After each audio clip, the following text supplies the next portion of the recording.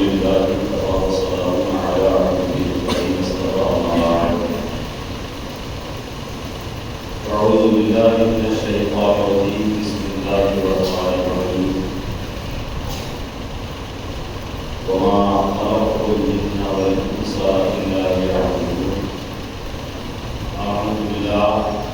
آمنت بالله صدق الله العظيم وصدق رسوله النبي الأمين المكين المعين الكريم، ونحن على ذلك من الشاهدين والشاكرين، والحمد لله رب العالمين.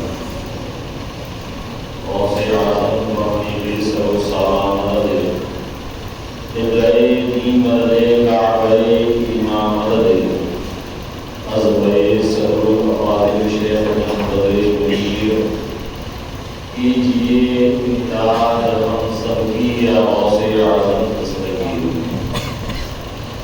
حضرت معروف سے قبل کچھ سننے اور سنانے سے پیش کر آئیے ہمارا کوئی کائنات کی مرکزی عقیدت امت خضرا میں آرام فرمانے والے اللہ روحی فدا جناب احمد مصطفیٰ مجتبیٰ مرتضیٰ صلی اللہ علیہ وسلم کی بارگاہ بےکس پناہ میں نہایت ادب و احترام کے ساتھ باواد بلند درود شریف کا نذرانہ پیش کریں. پڑھیں درود شریف. اللہم صلی علی سیدنا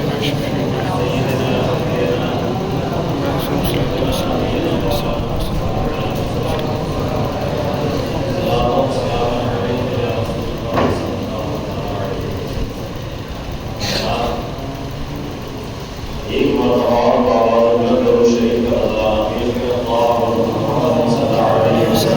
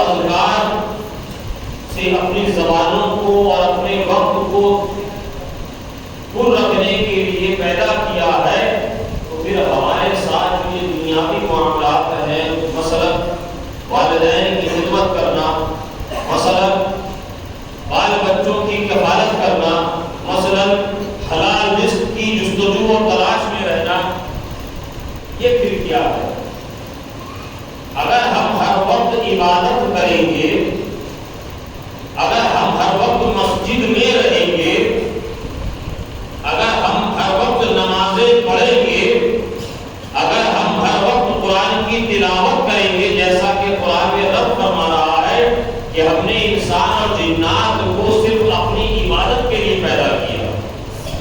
اگر صرف عبادت کے لیے پیدا کیا تو پھر باقی کام انسان کو نہیں کرنا چاہیے. یہ کھیتی باڑی، یہ تجارت، یہ بزنس، یہ نوکری، یہ کاروبار، پھر اس سے تو پھر اس کو چھوڑ کر اس کو ایک کنارے ہو کر مسجد میں کسی کونے میں آ جانا چاہیے، کسی جنگل بیابان میں نکل جانا چاہیے. مگر یہ ہمارے ساتھ یہ مصارف، یہ ذمہ داریاں، یہ تمام تر زندگی کے رشتے، دنیا کے رشتے ہمارے ساتھ وابستہ منسلک پھر کس لیے کیے گئے مولا؟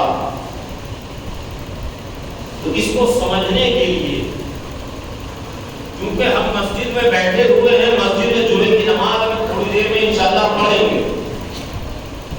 مسجد میں بیٹھ کر جب ہم گفتگو کر رہے ہیں تو میں آپ کو بتاؤں کہ جب ہم اور آپ کسی مسجد میں داخل ہوتے ہیں تو آپ نے دیکھا ہوگا مسجد کے دروازے کے اوپر ایک سینٹنس، ایک دعا، ایک کلمہ لکھا ہوتا ہے. جانتے ہیں نا وہ کلمہ کیا ہوتا ہے؟ اللہم افتح لی ابواب رحمتک. اگر اس کا آسان لفظوں میں ترجمہ سمجھاؤں تو جب آپ مسجد میں آ رہے ہیں تو رب سے اس کی رحمتوں کے طلبگار ہو رہے ہیں، رب کی رحمتوں کے طالب بن کے. اور جب اس مسجد سے نماز پڑھ کے، ذکر کر کے، قرآن شریف کی تلاوت کر کے واپس جاتے ہیں تو کیا پڑھتے ہیں؟ اللہم نسألک من فضلک. گویا کہ جب مسجد سے میں آئے تو رب کی رحمتوں کے طلبگار بن کے آئے، اور جب مسجد سے آپ باہر نکلے تو آپ نے گویا یوں دعا کو ہوئے کہ مولا تو ہم پہ اپنا فضل فرما، مولا تو ہم پہ فضل فرما. مسجد میں آپ آئے، رب کی رحمتوں کے طلبگار ہوئے. بات سمجھ میں آ گئی؟ آپ مسجد میں آئیں گے، تسبیح پڑھیں گے، آپ مسجد میں آئیں گے، رب کی پاکی بیان کریں گے، آپ مسجد میں آئیں گے، قرآن شریف کی تلاوت کریں گے، آپ مسجد میں آئیں گے، نماز پڑھیں گے، آپ مسجد میں آئیں گے، قیام کریں گے، آپ مسجد میں آئیں گے، رکوع کریں گے، آپ مسجد میں آئیں گے، سجدہ کریں گے، آپ مسجد میں آئیں گے، خشیت الہی سے اپنے سینے کو معمور کر لیں گے. رب کی رحمتوں کے طلبگار بن رہے ہیں. بات سمجھ میں آ گئی کہ ہم یہاں پر آ کر عبادت کریں گے، اللہ کی تسبیح، اللہ کی پاکی، حمد و ثنا بیان کریں گے. مگر جب اس مسجد سے باہر قدم نکالا، اب مسجد میں جب داخل ہوئے تو رب کی رضا اور رب کی خوشنودی کے لیے عبادتوں میں مصروف عمل ہو گئے. مگر جب مسجد کے باہر قدم نکالا تو اب وہ عبادتوں کا تسلسل ختم ہوا، اب وہ نمازوں کا تسلسل ختم ہوا، اب وہ ذکر و اذکار کا تسلسل ٹوٹ گیا، اب وہ قرآن کی تلاوت کا تسلسل چھوٹ گیا. باہر جب نکلے تو دنیا ہے. مسجد سے نکلے آپ دکان میں گئے، مسجد سے نکلے تو آپ بازار میں گئے، مسجد سے آپ نکلے تو گھر میں گئے، مسجد سے آپ نکلے تو بال بچوں میں گئے، مسجد سے نکلے تو والدین کے پاس گئے. مسجد میں آئے تو رب کی رحمتوں کے طلبگار بنے. بات سمجھ میں آ گئی؟ مگر مسجد سے جاتے ہوئے رب کا فضل طلب کرنا، رب سے اس کا فضل چاہنا.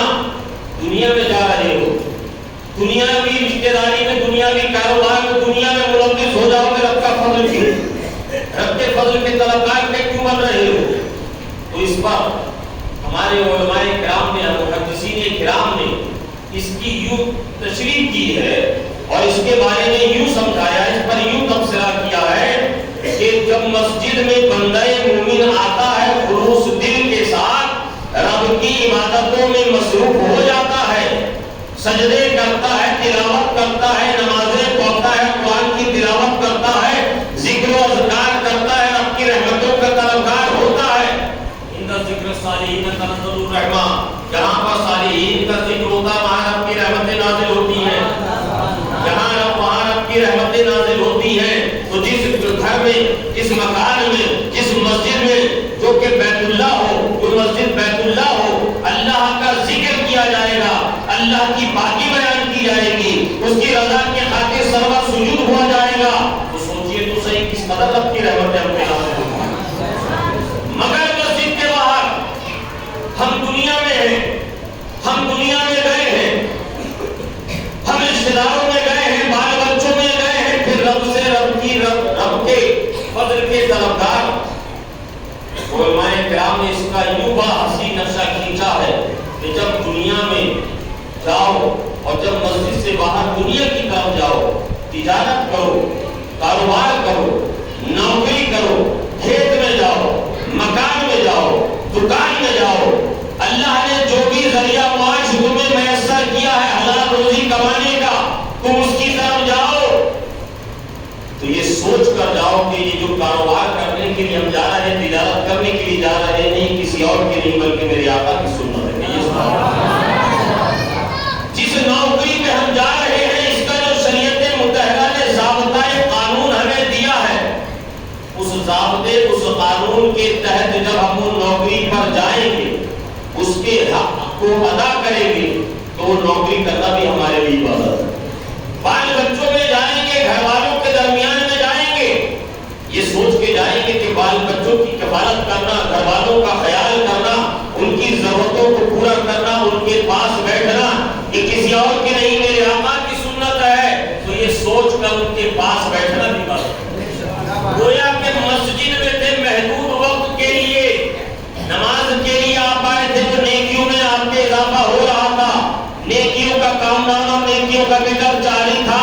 مگر جب مسجد سے باہر نکل کے جو زیادہ وقت آپ نے گزارا, اگر اس خیال سے گزارا کہ یہ طریقہ میرے مصطفیٰ کا ہے یا میرے مصطفیٰ نے جو طریقہ بتایا ہے, رسول پاک نے جو طریقہ ہمیں بتایا ہے, ہم اس کے مطابق دنیا کو گزاریں گے, دنیا میں زندگی گزاریں گے, تو دنیا میں زندگی گزارنا بھی آپ کے لیے رحمت ہے. وہ دنیا میں زندگی گزارنا بھی آپ کے نامۂ اعمال میں نیکیوں کا اضافہ کرے گا. آپ جانتے ہیں اس دنیا میں سب سے تیز رفتار چیز کیا ہے؟ سب سے تیز رفتار جس کی سپیڈ سب سے زیادہ ہے, ماہرین اور محققین کہتے ہیں, آپ کے ذہن میں بات آئے گا آج سے 100-200 سال پہلے, 400 سال پہلے چلے جائیے, لوگ پیدل پاپیادہ سفر کرتے تھے. انسان نے ترقی کری, گھوڑے کے اوپر, اونٹ کے اوپر سواری پہ سفر کرنے لگے, سفر اور آسان ہو گیا, سفر اور آسان ہو گیا. وقت گزرا, بیل گاڑی آ گئی, گھوڑا گاڑی آ گئی, سائیکل, موٹر سائیکل آ گئی. دھیرے دھیرے انسان کو اللہ نے عقول عطا کیا, 4 ویلر کار آ گئی, ہیلی کاپٹر, ہوائی جہاز آ گیا. آج تو نہ جانے کتنی قسم کی سواریاں کتنی سپیڈ کی ہیں. بلٹ ٹرین کو آپ دیکھ لیجئے, ایروپلین کو آپ دیکھ لیجئے, 700-800 کلومیٹر پرتی گھنٹہ کی رفتار سے چلتا ہے. 700-800 ہزار کلومیٹر کی, 2000 کلومیٹر کی رفتار سے راکٹ جا رہا ہے خلا میں, میزائل جا رہا ہے خلا میں. آپ سوچ رہے ہوں گے کہ شاید سب سے تیز رفتار جو چیز ہے وہ راکٹ ہے, میزائل ہے, تو میں کہوں گا نہیں, میزائل سے بھی زیادہ تیز اگر کوئی چیز ہے دنیا کے اندر اس وقت بالفعل جو موجود ہے وہ ہے لائٹ. وہ ہے لائٹ. لائٹ سب سے تیز رفتار ہے. سب سے تیز رفتار چیز کا نام لائٹ ہے. ماہرین اور سائنسدانوں کی تحقیقوں کو آپ پڑھیے, آپ جان جائیں گے یہ لائٹ جو اتنی تیز رفتار ہے, یہ دنیا کی سب سے تیز رفتار سواری, کیا اس سے بھی تیز رفتار کوئی چیز ہو سکتی ہے؟ کیا اس سے بھی تیز رفتار کچھ ہے؟ تو میں کہوں گا کہ وہ مومن کی, یہ سوال اللہ, مومن کی رفتار ہے, مومن کی رفتار ہے. آپ کہیں گے حضرت وہ کیسے؟ تو میں آپ کو بتاؤں, ہمارے اور آپ کے پیارے آقا جناب محمد رسول اللہ صلی اللہ علیہ وسلم ارشاد فرماتے ہیں, شب اسرا آقا فرماتے ہیں کہ جب میرا گزر ہوا تو میں نے دیکھا ایک فرشتہ 2 پروں کے ساتھ بہت تیزی کے ساتھ خلا میں سفر کرتا ہوا جا رہا. بہت تیز رفتاری کے ساتھ وہ خلا میں فضا میں سفر کرتے ہوئے جا رہا تھا. تھوڑی دیر کے بعد میں کیا دیکھتا ہوں کہ ایک اور فرشتہ ہے جو اس کے پیچھے آیا ہے، اور وہ 3 پر والا ہے، 3 پر والا ہے۔ جو یہاں پر سائنس اور جو ٹیکنالوجی کی تعلیم حاصل کیے ہوئے سائنس کے اسٹوڈنٹس ہیں، وہ سمجھیں گے جس ایروپلین کے اندر جو ڈبل انجن ہوتا ہے وہ تیز رفتار ہوتا ہے، اور جس میں ایک ایکسٹرا انجن ہوتا ہے وہ سب سے تیز رفتار ہوتا ہے۔ حضور فرماتے ہیں کہ وہ 3 پر والا فرشتہ میں نے دیکھا، وہ اس فرشتے کو 2 پر والے فرشتے کو اوورٹیک کر کے نکل گیا۔ 2 پر والے کو 3 پر والا اوورٹیک کر کے نکل گیا۔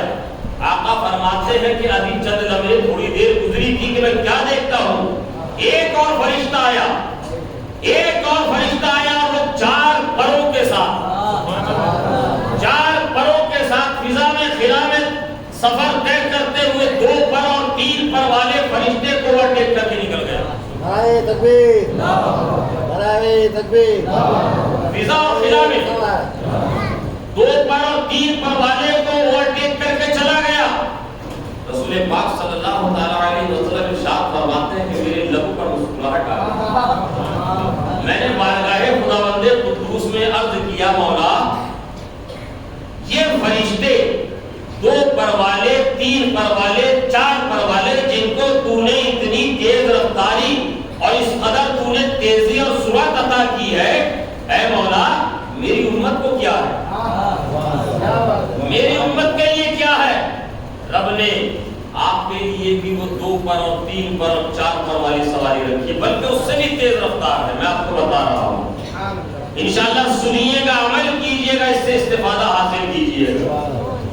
رسول پاک صلی اللہ علیہ وسلم نے جب بارگاہ خداوند قدوس مریضہ پیش کیا تو میرے امام اہل سنت اعلیٰ حضرت فرماتے ہیں اجابت نے جھک کر گلے سے لگایا، اجابت نے جھک کر گلے سے لگایا۔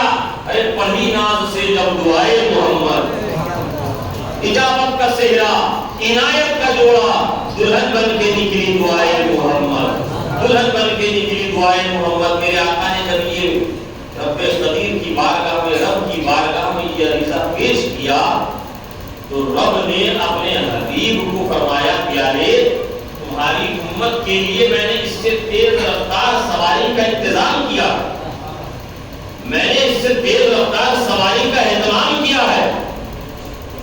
میرے آقا ارشاد فرماتے ہیں، آقا کے ارشاد گرامی پر محدثین تشریحات میں فرماتے ہیں، اس پر تبصرہ کرتے ہوئے فرماتے ہیں وہ جو 2 پر والے فرشتے کی تیز رفتاری تھی، 3 پر والے فرشتے کی تیز رفتاری تھی، 4 پر والے فرشتے کی جو تیز رفتاری تھی، محدثین فرماتے ہیں کہ یہی حال اللہ نے اسی کے ایکول میں مومنین کے ساتھ مسلمانوں کو یہ انعام میں دیا ہے۔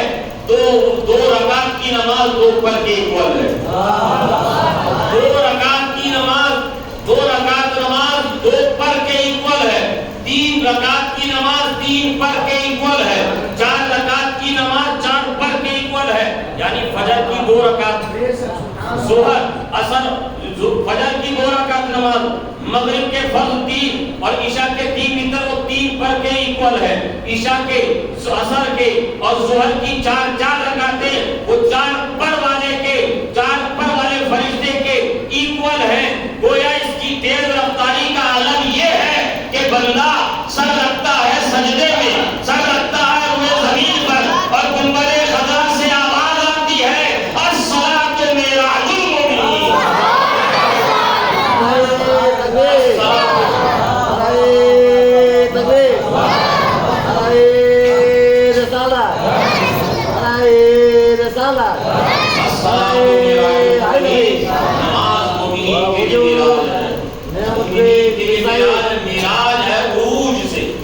میراج ہے بلندی سے۔ اگر مسلمان عروج اور بلندی حاصل کرنا چاہتے ہیں تو میرے آقا کریم صلی اللہ علیہ وسلم کا فرمان عالیشان ہے کہ وہ اپنی پیشانیوں کو اپنے رب کے حضور جھکانے کا سلیقہ سیکھیں، رب کے حضور اپنی پیشانیوں کو جھکانا سیکھ جائیں۔ اے مسلمانوں، رب نے یہ فرمایا ہے وَمَا خَلَقْتُ الْجِنَّ وَالْإِنسَ إِلَّا لِيَعْبُدُونِ، ہم نے انسان اور جنات کو صرف اپنی عبادت کے لیے پیدا کیا ہے۔ اب یہ دنیا کی زندگی جسے